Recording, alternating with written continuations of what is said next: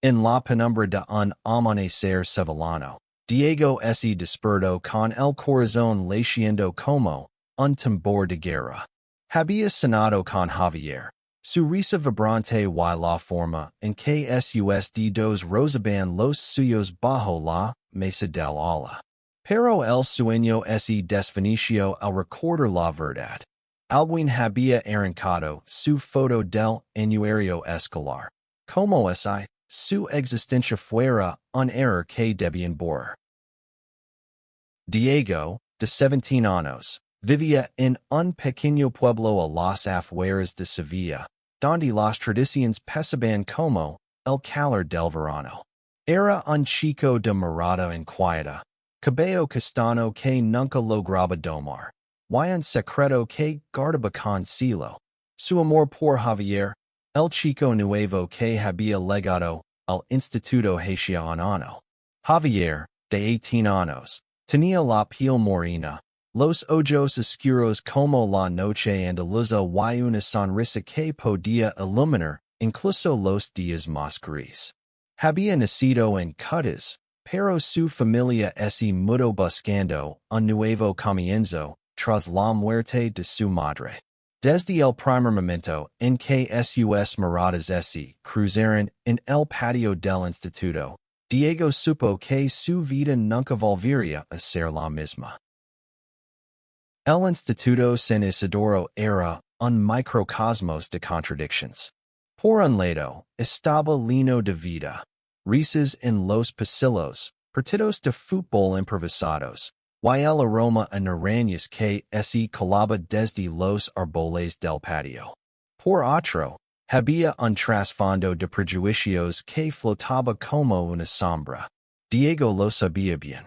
Aunque nunca había hablado abiertamente de su orientación, los rumores corrían como el viento. Y cuando él y Javier comenzaron a pasar más tiempo juntos, las miradas se volvieron cuchillos. El Anuario Escolar era un ritual sagrado en San Isidoro. Cada año, los estudiantes de último caso enviaban sus fotos. Una tradición que celebraba sus logros antes de graduarse. Diego había elegido una foto sencilla, el sonriendo frente al río Guadalquivir, con el puente de Triana, Alabama fondo. Javier, en cambio, había optado por una imagen más atrevida. Él en la playa de Cádiz, con una camiseta sin mangas y el mar rompiendo a sus pies. Cuando el anuario llegó a manos de los estudiantes, Diego lo hojeó con ilusión, buscando sus rostros.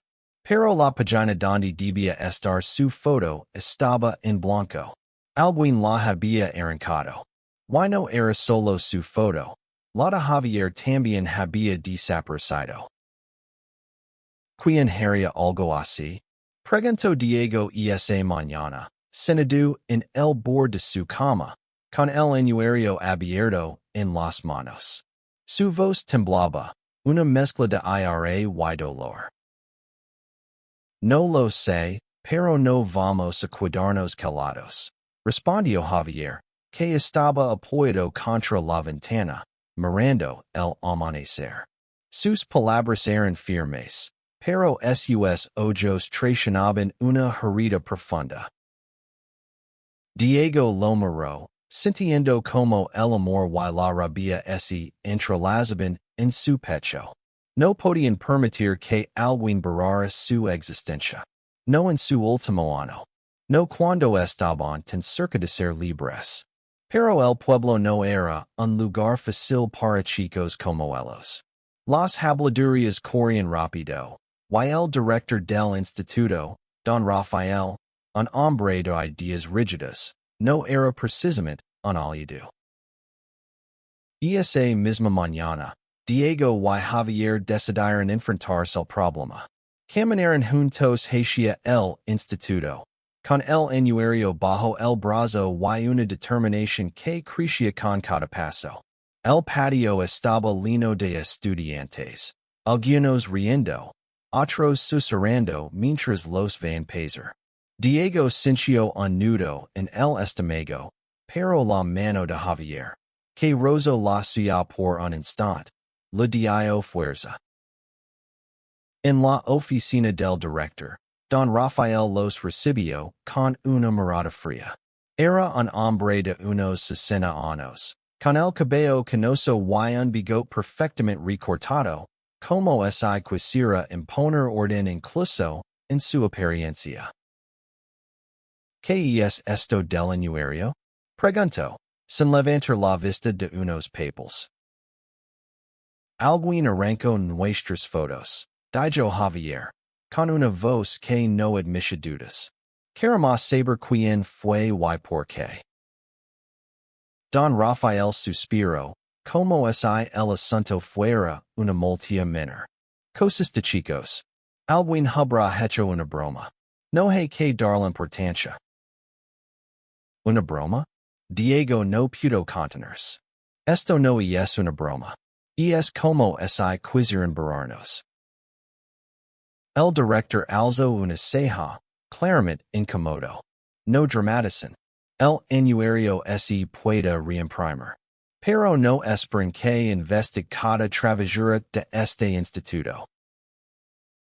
Diego y Javier intercambiaron una mirada. Estaba claro que no obtendrían ayuda de don Rafael. Pero no estaban dispuestos a rendirse. Mientras salían de la oficina, una idea comenzó a formarse en la mente de Diego.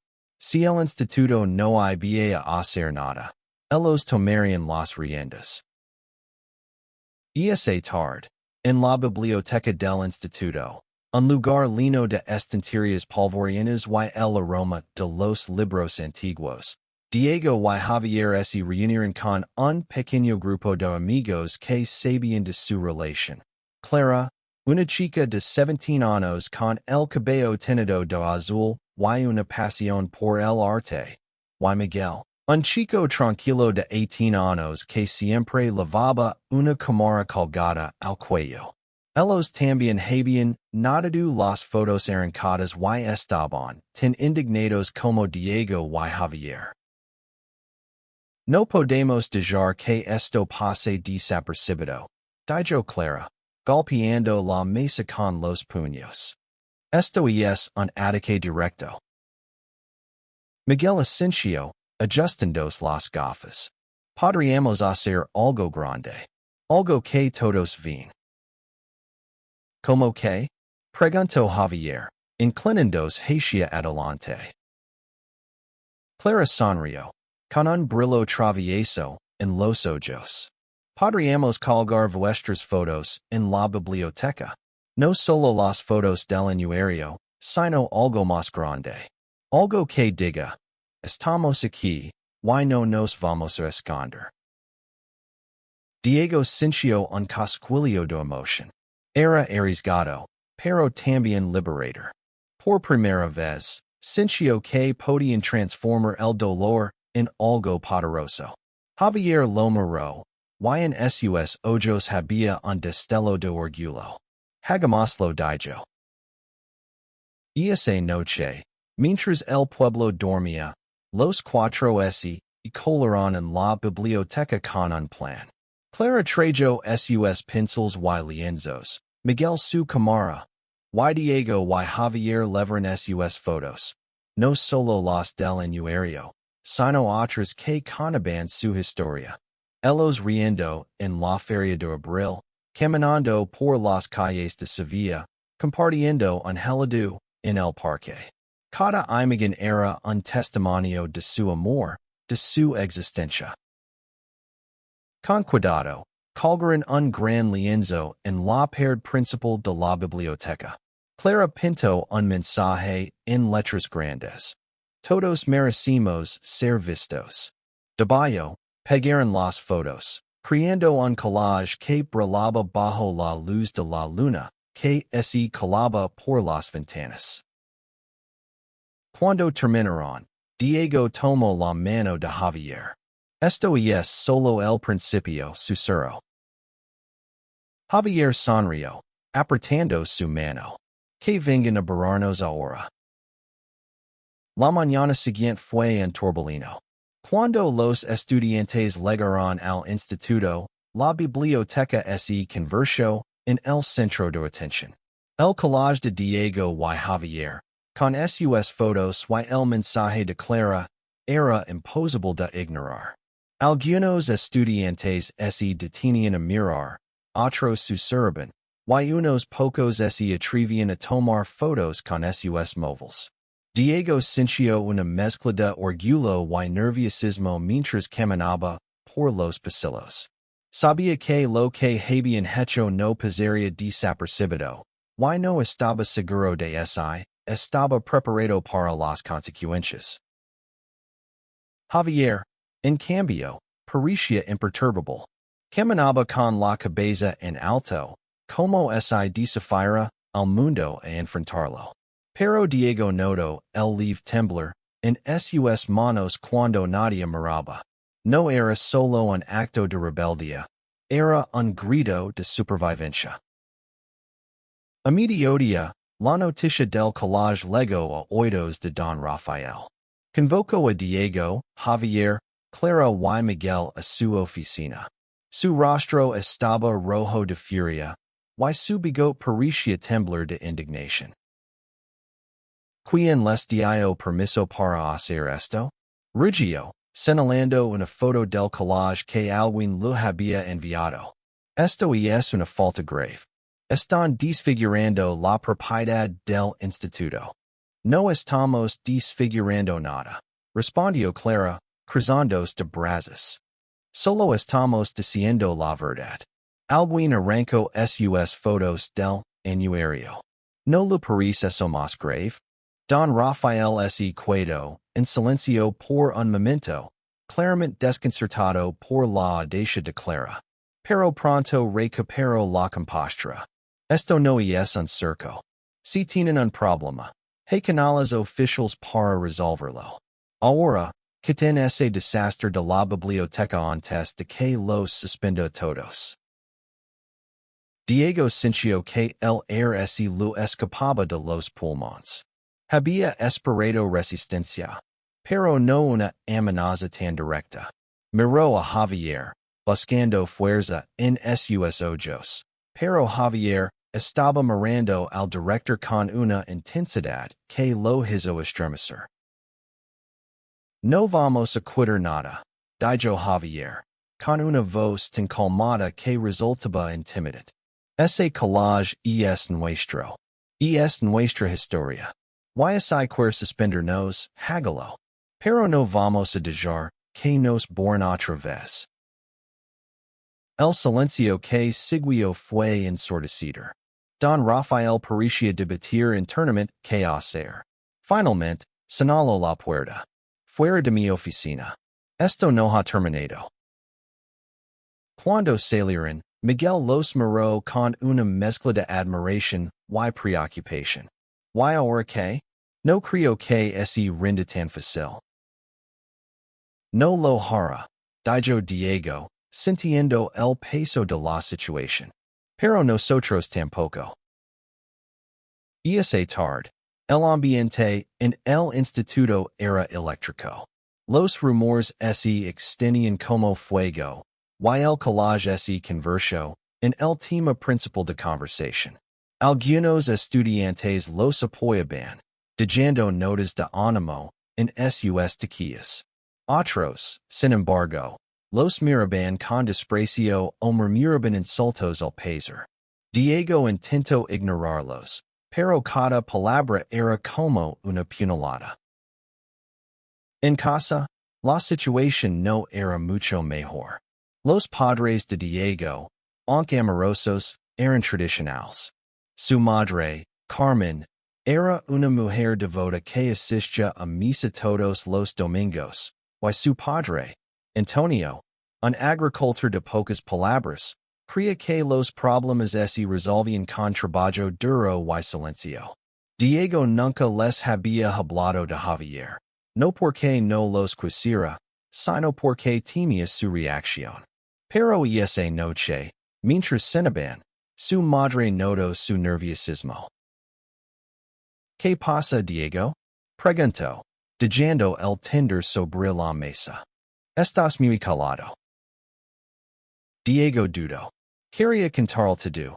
El Anuario, el collage, su amor por Javier. Pero las palabras se lo atorban en la garganta.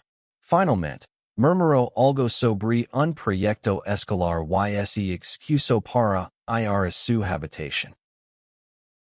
Javier, por su parte, vivía con su padre, un hombre viudo que trabajaba como mecánico. Desde la muerte de su madre, Javier había aprendido a ser fuerte, a no mostrar debilidad. Pero esa noche, mientras hablaba con Diego por teléfono, su voz tembló. Mi padre me preguntó por qué estoy tan tenso, confieso. No le coní nada, pero no sé cuánto tiempo podré seguir escondiendo. No estás solo en esto, respondió Diego, apretando el móvil contra su oído. Lo haremos juntos. Esa conversación les dio un nuevo impulso. Al día siguiente, decidieron que el collage no era suficiente. Querían que su mensaje llegara a todo el instituto, no solo a los que pasaban por la biblioteca. Con la ayuda de Clara y Miguel, organizaron una reunión secreta en el patio trasero del instituto, donde un grupo pequeño pero creciente de estudiantes se unió a su causa. Entre ellos estaba Lucia, una chica de 16 años que había enfrentado su propia lucha como bisexual en un pueblo donde las etiquetas podían ser una sentencia. Quiero ayudar, dijo Lucia, con los ojos brillando de determinación. Lo que hicieron con el collage es increíble. Pero necesitamos algo más grande. Algo que no pueden ignorar. Clara, siempre la más creativa, propuso una idea. Una marca silenciosa por los pasillos del instituto, con carteles que contienen historias de aceptación y lucha. Cada participante llevaría una foto, no solo de Diego y Javier, sino de cualquier estudiante que alguna vez se hubiera sentido invisible. La planificación tomó varios días. Cada noche, Diego y Javier se reunían en la plaza del pueblo, bajo la luz de las farolas, para hablar de sus miedos y esperanzas. En una de esas noches, mientras compartían un banco y un café, Javier tomó la mano de Diego sin importar quién pudiera verlos. No sé qué voy a pasar, dijo Javier, mirando las estrellas. Pero pase lo que pase, valió la pena conocerte.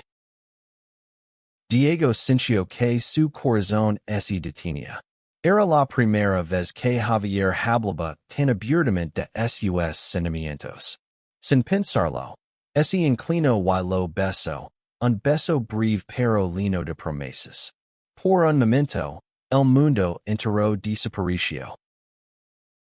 La marca silenciosa estaba programada para el viernes, justo antes del recreo. Diego apenas durmió la noche anterior, imaginando todos los escenarios posibles, desde un éxito rotundo hasta un desastre total. Javier, en cambio, parecía más seguro que nunca. Había algo en su forma de caminar, en la forma en que hablaba, que inspiraba a todos a su alrededor. El viernes por la mañana, el grupo se reunió en el patio trasero del instituto. Eran unos 20 estudiantes, cada uno con un cartel en las manos. Algunos llevaban fotos suyas, otros mensajes de apoyo. Diego sostenía un cartel que decía, "Mi amor no es un error." Javier, a su lado, llevaba uno que simplemente decía, "Existimos." Clara había pintado un arcoíris en el suyo, y Miguel había impreso una foto en blanco y negro de la biblioteca, con el collage al fondo. Cuando sonó la campana del recreo, el grupo comenzó a caminar por los pasillos. No gritaban, no hacían ruido. Solo caminaban. Dejando que sus carteles hablaran por ellos.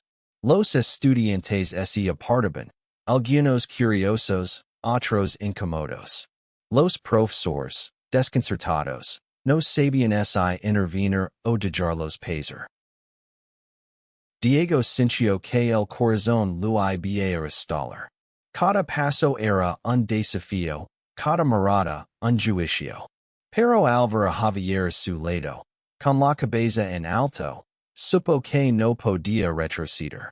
La marca terminó en la biblioteca, donde el collage seguía colgado, intacto a pesar de los intentos de algunos estudiantes de arrancarlo. Don Rafael los esperaba en la entrada de la biblioteca, con los brazos cruzados y una expresión de furia contenida. Esto ha ido demasiado lejos, dijo, alzando la voz.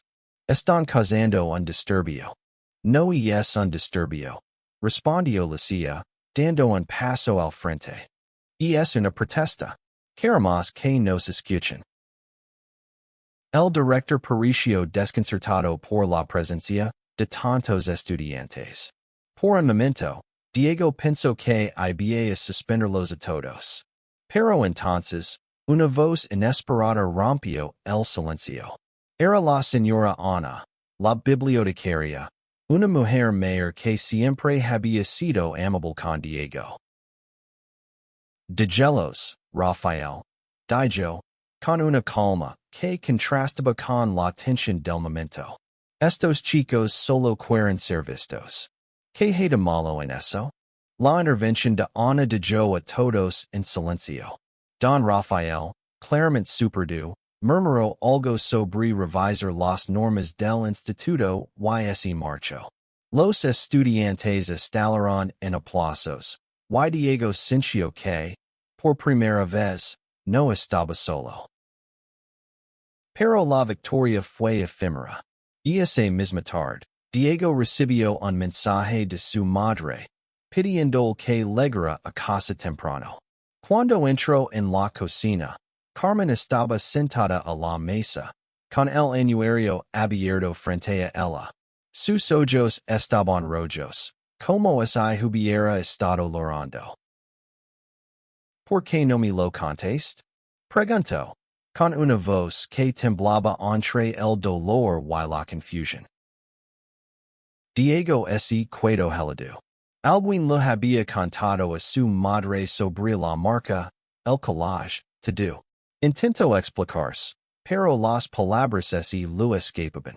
Finalmente, se sentó frente a ella y, con la voz rota, le habló de Javier, de su amor, de su miedo. Carmen lo escuchó, en silencio. Cuando terminó, se levantó y lo abrazó. Eres mi hijo, dijo, con lágrimas en los ojos. Y siempre lo ser, pase lo que pase. Esa noche, Diego lloró de alivio. Pero sabía que el camino no sería fácil. Al día siguiente, Javier le contó que su padre también había descubierto la verdad. A diferencia de Carmen, el padre de Javier no lo tomó bien. Hubo gritos, reproches, y una amenaza de enviarlo a vivir con unos tíos en Madrid. No puedo perderte, dijo Javier, con la voz quebrada, mientras se encontraban en la plaza del pueblo. No lo harás, respondió Diego, tomando su mano. Encontraremos una manera. Los días siguientes fueron un torbellino de emociones. La marca había inspirado a otros estudiantes a hablar abiertamente sobre sus identidades, pero también había avivado las tensiones. Algunos padres se quedaron al instituto, exigiendo medidas disciplinarias. Otros, sin embargo, comenzaron a mostrar su apoyo, enviando cartas y asistiendo a reuniones con el director. Clara y Miguel se convirtieron en los líderes de un movimiento improvisado. Crearon un club en el instituto llamado Voces Visibles. donde los estudiantes podían compartir sus historias sin miedo. Diego y Javier asisten a cada reunión, sintiendo que, poco a poco, estaban cambiando algo. Pero no todo era progreso. Una noche, mientras Diego caminaba solo por el pueblo, un grupo de chicos del instituto lo acorraló en un callejón. Eran mayores, con rostros llenos de desprecio. ¿Crees que puedes cambiar el mundo con tus cartelitos? Dijo el líder, un chico corpulento llamado Raúl. Diego intentó mantener la calma, pero el miedo lo paralizaba. Antes de que pudiera responder, Raúl lo empujó contra la pared. Este pueblo no es para los de tu clase. Diego sintió el impacto contra la pared, el aire escapándose de sus pulmones. Los ojos de Raúl brillaban con una mezcla de rabia y satisfacción, mientras los otros chicos lo rodeaban, bloqueando cualquier vía de escape. El callejón olía a humedad y basura, y el sonido de sus risas crueles resonaba en las paredes de piedra. No queremos maricas aquí, dijo Raúl, acercándose tanto que Diego pudo sentir su aliento. Vuelve a tu biblioteca y déjanos en paz. Diego intentó hablar, pero el miedo le apretaba la garganta. Justo cuando pensó que las cosas empeorarían, una voz cortó el aire como un relámpago. Déjalo en paz, Raúl. Era Javier, apareciendo al final del callejón con una furia que Diego nunca había visto en él. Sus puños estaban cerrados, y su mirada era un incendio. Raúl se giró, sorprendido, pero no se intimidó. ¿Y tú qué? ¿El héroe de tu noviecito? Javier no respondió. En lugar de eso, dio un paso adelante, desafiante. Los otros chicos vacilaron, claramente desconcertados por su seguridad. Diego aprovechó el momento para apartarse de la pared, colocándose al lado de Javier. No estamos solos, dijo Diego, encontrando su voz. ¿Why no vamos a dejar que nos callen? Raúl soltó una risa burlona, pero no avanzó. Algo en la determinación de Diego y Javier lo hizo retroceder. Finalmente, murmuró algo despectivo y se alejó con su grupo, dejando el callejón en un silencio tenso. Javier tomó a Diego por los hombros, revisándolo con preocupación. ¿Estás bien? Diego asintió, aunque su corazón seguía latiendo con fuerza. Gracias por venir. Siempre, respondió Javier, con una sonrisa que, a pesar de todo, era cálida. El incidente en el callejón marcó un punto de inflexión.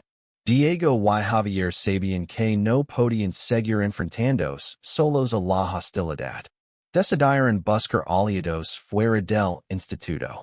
Clara los conectó con una organización local en Sevilla que apoyaba a jóvenes LGBT, llamada Races Libres.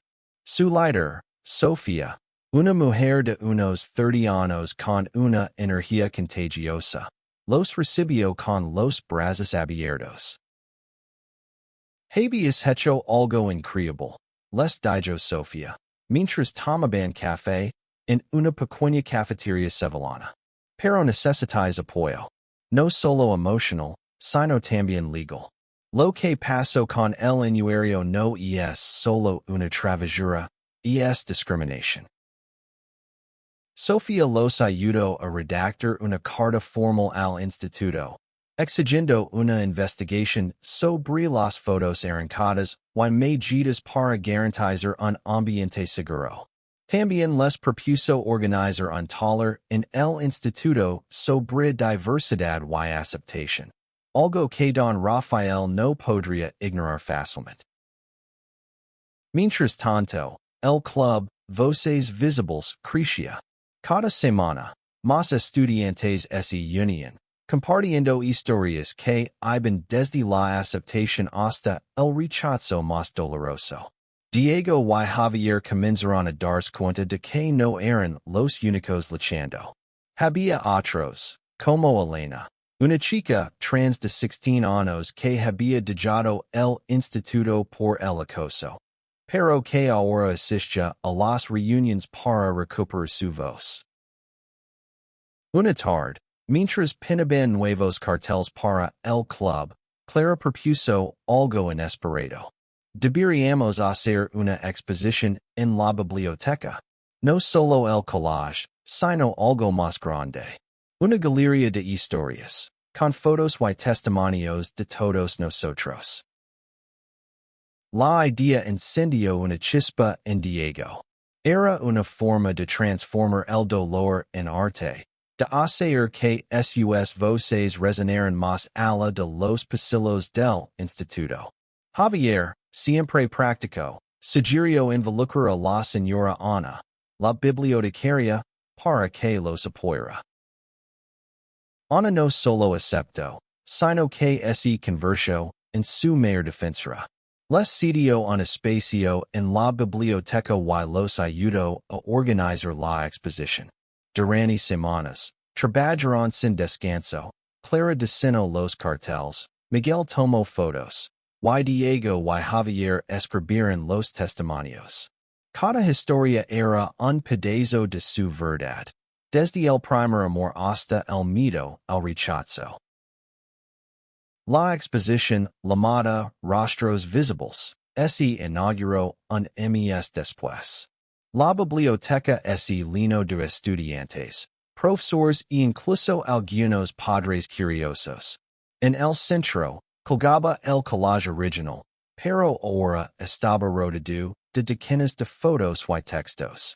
Había una foto de Elena, sonriendo por primera vez en meses, con un texto que decía: Soy más que las palabras que me hieren.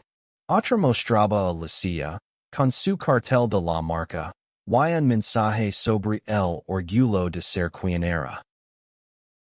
Diego y Javier estaban nerviosos, pero al ver la reacción de los asistentes, sintieron una mezcla de alivio y orgullo.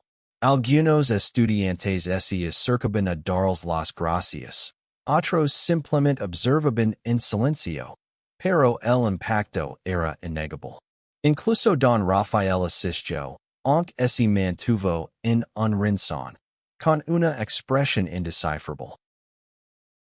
Esa noche, Diego y Javier caminaron juntos por las calles de Sevilla, dejando atrás el bullicio de la exposición. El río Guadalquivir reflejaba las luces de la ciudad, y por un momento, todo parecía posible. Esto es más grande que nosotros, dijo Diego, mirando el agua. Javier asintió, tomando su mano. Pero empezó con nosotros. Y eso es suficiente. La exposición Rostros Visibles marcó un antes y un después en el instituto.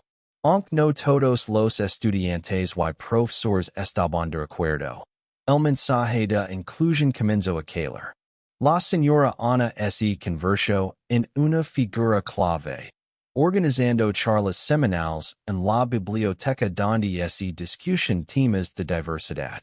Incluso algunos profesores, como Don Manuel, el profesor de literatura, comenzaron a incluir libros con personajes LGBT en sus clases. Sin embargo, no todo era perfecto.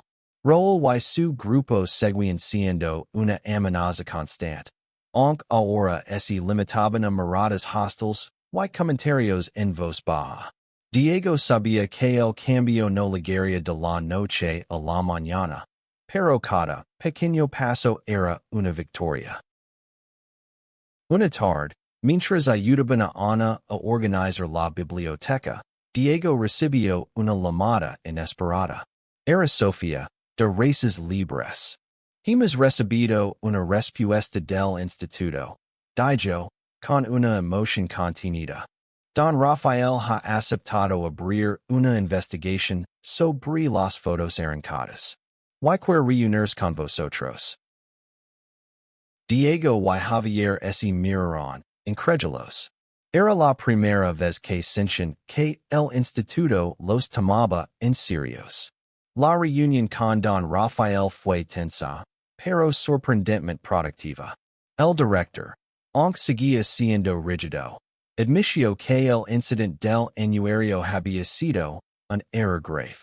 Permitió reimprimir las fotos y tomar medidas contra los responsables, aunque no dio detalles. No es suficiente, dijo Javier, cruzando de brazos. Queremos que el instituto tenga una política clara contra la discriminación. Don Rafael suspiró, pero asintió. Lo discutiremos en la próxima junta. Esa pequeña concesión fue un triunfo. Diego y Javier salieron de la oficina sintiendo que, por primera vez, tenían una voz que se escuchaba. Pero la verdadera prueba llegó unas semanas después, cuando se anunció que el instituto organizaría su primer día de la diversidad. La idea vino de Ana y fue apoyada por un grupo creciente de profesores y estudiantes. El Día de la Diversidad fue un evento modesto pero poderoso. Hubo teleras, charlas y una proyección de cortometrajes sobre inclusión. Diego y Javier hablaron frente a todo el instituto, compartiendo su historia con una mezcla de nervios y orgullo. Cuando terminaron, el aplauso fue ensordecido. Incluso algunos de los estudiantes que antes los miraban con desprecio quedaron en silencio, como empezaron a entender. Esa noche, Diego decidió que era hora de hablar con su padre. Antonio había estado distante desde que Carmen le contó la verdad, y Diego temía haberlo decepcionado. Sentados en el porche de su casa, con el aroma de los naranjos flotando en el aire, Diego reunió el coraje para hablar. Papa, sé que esto no es fácil para ti, dijo, mirando al suelo. Pero no puedo cambiar quién soy. Y no quiero hacerlo. Antonio lo miró en silencio durante un largo rato. Finalmente, puso una mano en el hombro de Diego. Eres mi hijo, dijo con la voz grave. Y quiero que seas feliz. Solo. Dame tiempo. Diego asintió, con lágrimas en los ojos. No era una aceptación total, pero era un comienzo. Javier, por su parte, seguía lidiando con la reacción de su padre. Aunque no lo había echado de casa, la tensión era palpable. Una noche, Javier llegó a la plaza con los ojos rojos. No sé si alguna vez lo entenderá, dijo, sentándose junto a Diego. No tiene que entenderlo todo ahora, respondió Diego, tomando su mano. Pero te tiene a ti, y eso es más de lo que muchos tienen. A medida que se acercaba el fin del caso, Diego y Javier comenzaron a sonar con el futuro. Querían estudiar en Sevilla, tal vez en la universidad, donde podrían ser más libres. Pero también sabían que su lucha en el instituto había dejado una marca. El club Voces Visibles se había convertido en un refugio para muchos, y la exposición Rostros Visibles seguía en la biblioteca, ahora como una instalación permanente. Una tarde, mientras caminaban por el puente de Triana, Javier se detuvo de repente.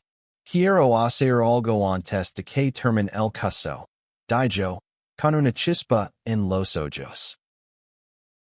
¿Qué? Preguntó Diego, intrigado. Quiero que nuestra foto esté en el anuario, pero no como antes. Quiero que sea una foto de nosotros juntos. Diego sonrió. Sintiendo una calidez que no podía explicar. Hagámoslo. Con la ayuda de Miguel, tomaron una foto en la Plaza de España. Con los azulejos brillando, al fondo y sus manos centralizadas. Era una imagen sencilla, pero poderosa. La enviaron al comité del Anuario, esperando que esta vez no fuera barata. El día de la entrega del Anuario fue un momento de nerviosismo. Cuando Diego abrió el libro, allí estaba su foto con Javier, en una página completa, con una pequeña nota que decía, por los que luchan por ser vistos. Las lágrimas le nublaron la vista, pero no eran de tristeza, sino de orgullo. Sin embargo, no todos celebraron la victoria. Raúl y su grupo intentaron sabotear la entrega, arrancando páginas de algunos anuarios. Pero esta vez, los estudiantes no se quedaron callados. Un grupo liderado por Lucia y Clara confrontó a Raúl en el patio, exigiendo que dejara de acosarlos. Sorprendentemente, Raúl no respondió con su arrogancia habitual. Tal vez, pensó Diego, incluso él estaba empezando a cansarse de su propia rabia. El último día de clases, Diego y Javier caminaron juntos por el instituto, sintiendo que habían dejado algo más grande que ellos mismos. La biblioteca, con su collage y la exposición, se había convertido en un símbolo de cambio. Y aunque sabían que el mundo fuera del instituto sería igual de complicado, también sabían que estaban listos para enfrentarlo. Esa noche, en la plaza del pueblo, Diego y Javier se sentaron bajo las estrellas. ¿Hemos cambiado algo, verdad? Preguntó Diego, apoyando la cabeza en el hombro de Javier. Hemos cambiado todo, respondió Javier, sonriendo. Y apenas estamos empezando. El verano llegó a Sevilla con un calor abrasador, pero para Diego y Javier, era una temporada de esperanza. Habían superado un año lleno de desafíos, y aunque las heridas seguían allí, también lo hacían las victorias. El instituto San Isidoro ya no era el mismo.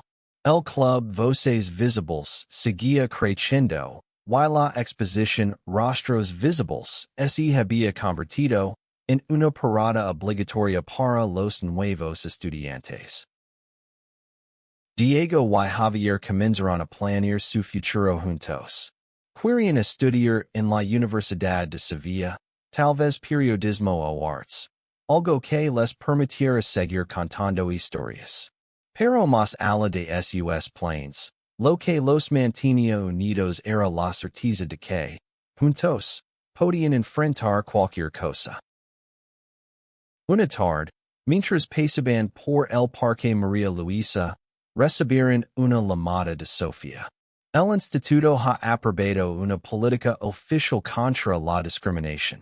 Dijo, con una emoción que se siente incluso a través del teléfono. Y quieren que Voces Visibles sea un club oficial el próximo curso. Diego y Javier se miraron, incrédulos. Era más de lo que habían imaginado. Esa noche, celebraron con Clara, Miguel y Lucia en una pequeña taberna sevillana, brindando con vasos de gazpacho frío y risas que resonaban en la noche. Pero el momento más significativo llegó unas semanas después, cuando fueron invitados a hablar en un evento de races libres en Sevilla. Frente a una multitud de jóvenes, familias y activistas, Diego y Javier contaron su historia.